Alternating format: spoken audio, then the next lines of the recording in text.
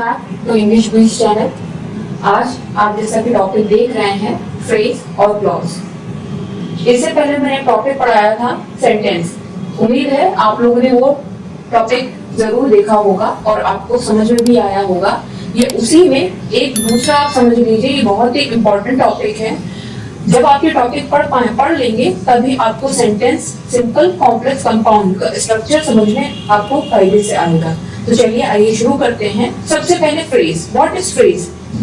Phrase होता है, a phrase is a group of words that work together as a unit but do not contain both subject and verb। देखिए sentence तभी meaningful बनता है जब उसमें सब्जेक्ट हो, आपका वर्ब हो। अगर ये दोनों ही मौजूद नहीं है, सिर्फ एक स्टेटमेंट टाइप में कुछ लिखा हुआ है, तो वो आपका क्या होगा? फ्रेज। जैसे मैंने बोला इन द स्काई। अब इन द स्काई का क्या मतलब है? कोई मतलब नहीं निकल रहा है। लेकिन अगर मैंने बोला the birds fly in the sky, तो अब यहाँ पे एक मीनिंग निकल रहा है कि चिड़िया कहाँ उड़ रही है? आसमान में उड़ रही है। तो यहाँ पे आपके पास सब्जेक्ट भी है, वर्ब भी है, और ये आगे जो बचा हुआ सेंटेंस जो आप देख रहे हैं, जो एक यूनिट की तरह काम कर रहा है, ये क्या कहलाता है? फ्रेज। की फीचर्स क्या है जो आप किसी फ्रेज को पहचान पाए? सबसे पहला सब्जेक्ट और वर्ब कॉम्बिनेशन उसमें होना चाहिए। अगर वो नहीं है तो इट मींस वो सेंटेंस नहीं है। सिंगल पार्ट ऑफ स्पीच की तरह ट्रीट करता है, like noun, adjective, adverb. Part of speech 8 तरह के होते हैं, सबको पता होगी।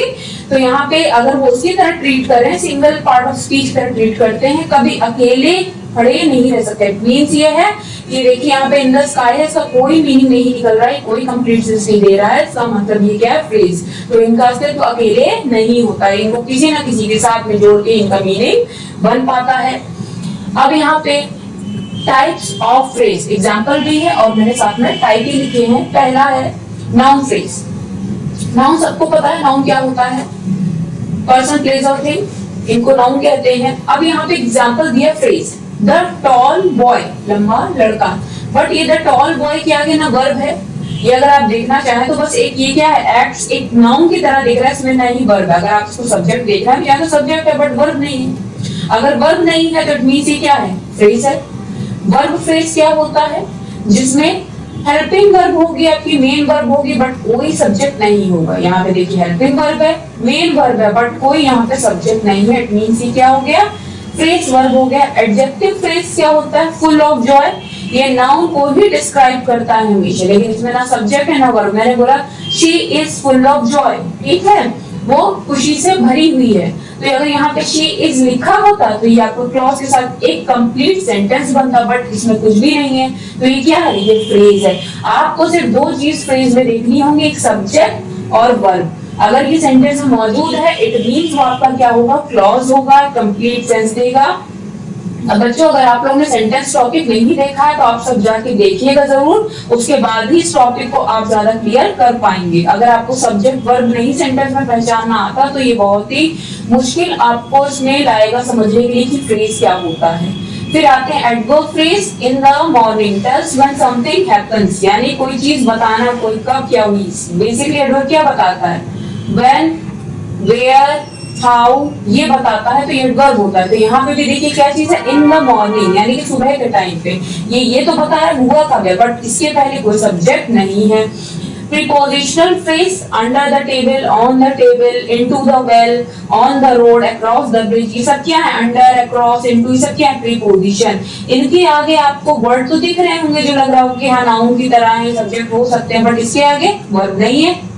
ये आपको हमेशा पोजीशन बताते हैं। तो यानी कि इतने तरीके के आपके फ्रेज होते हैं, नाउन, वर्ब, एडजेक्टिव, एडवर्ब और प्रीपोजिशन। एक नोट नीचे दिया है, phrases are incomplete ideas, they don't express a full thought. Phrase क्या है? हमेशा इनकम्प्लीट होते हैं, उनका कोई नहीं होता। ये दे कभी आप कभी कंप्लीट थॉट होगा निकाल ही नहीं सकते हैं। अगर मैंने बोल दिया कि इन द ड्रेस, ठीक है, इन द रेस्टोरेंट, यानी कि इसका कोई मतलब नहीं कि मैं कह क्या रही हूँ।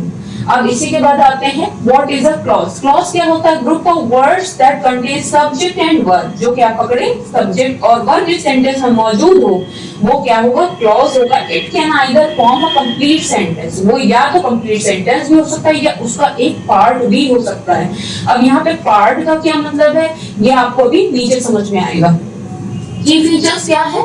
की फीचर्स है इसके दोनों ही सब्जेक्ट प्रेडिकेट होते हैं। सब्जेक्ट प्रेडिकेट का मतलब सब्जेक्ट भी होगा आपका और वर्ब भी होगा। Can express a complete thought. Complete thought यानी एक सेंटेंस कैसा होगा, इंडिपेंडेंट, यानी मुझे किसी के सहारे की जरूरत नहीं होगी। और मैंने बताया कि ऊपर part of one, part of one का मतलब है सेंटेंस में सब्जेक्ट वर्ब तो होगा बट वो किसी ना किसी पे डिपेंड करता हुआ होगा।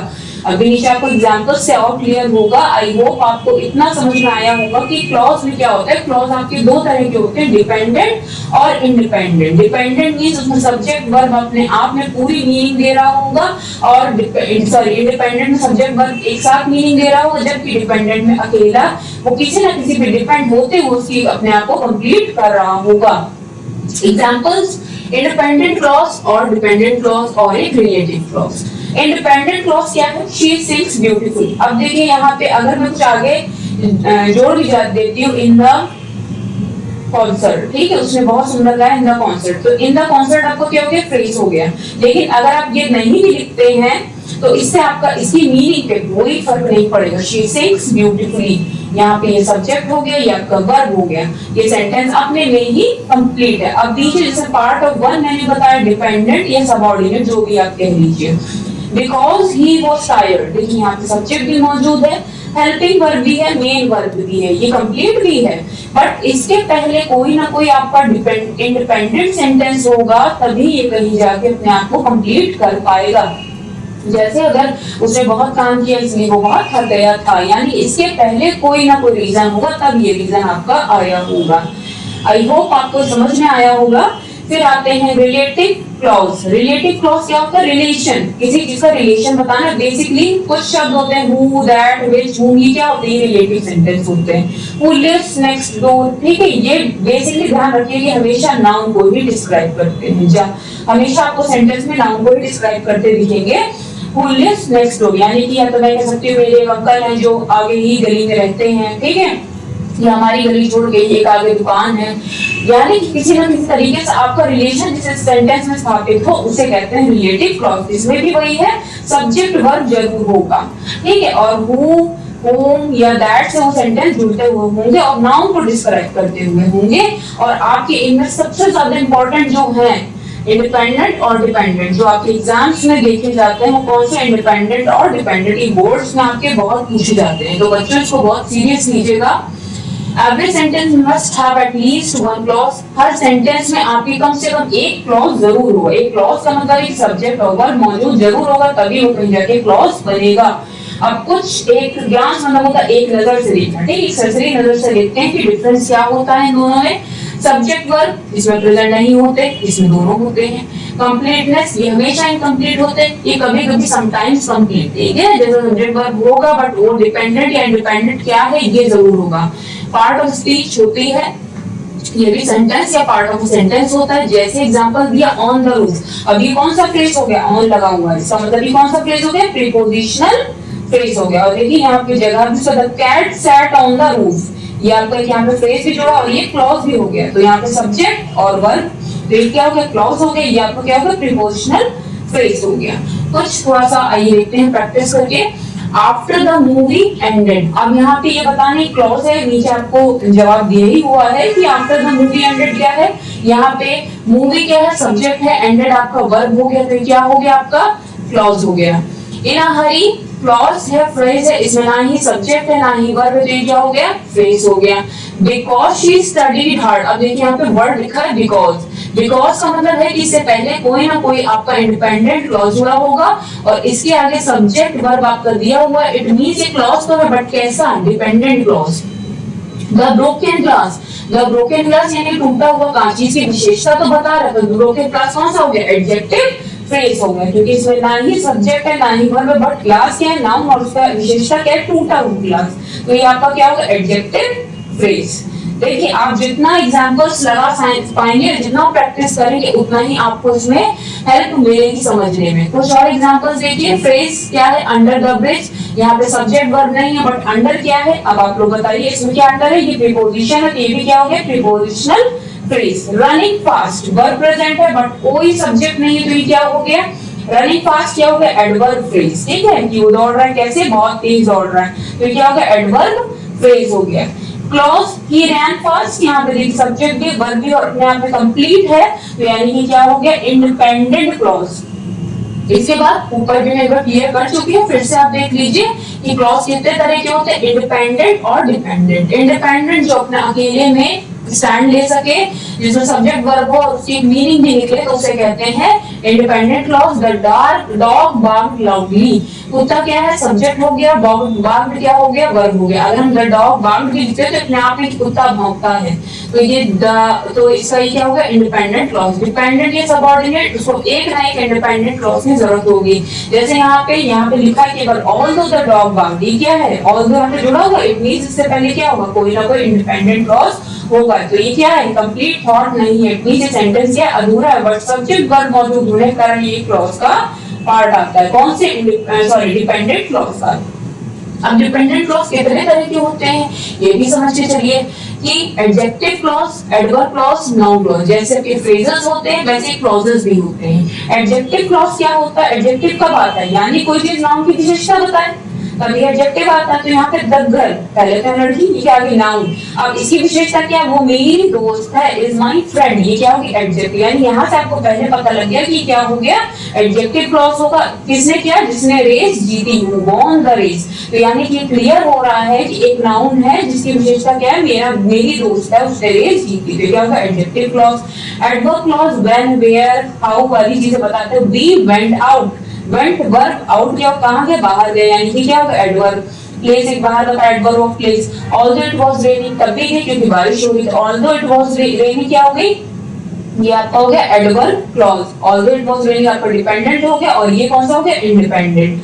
तो दोनों मिलके क्या बने adverb place clause. Noun clause क्या होता है, I know that he is honest, मैं जानता हूं कि वो ईमानदार है। इसकी सबसे बड़ी पहचान है, अगर आप क्वेश्चन करते हैं क्या, अगर क्या का जवाब आपको आगे मिल रहा है तो इसका मतलब ये क्या है नाउन क्लॉज। जैसे मैंने बोला आई नो क्या या व्हाट, इसका जवाब आपको मिल गया कि वो क्या है ईमानदार है, इट मींस वो क्या है नाउन क्लॉज होता है।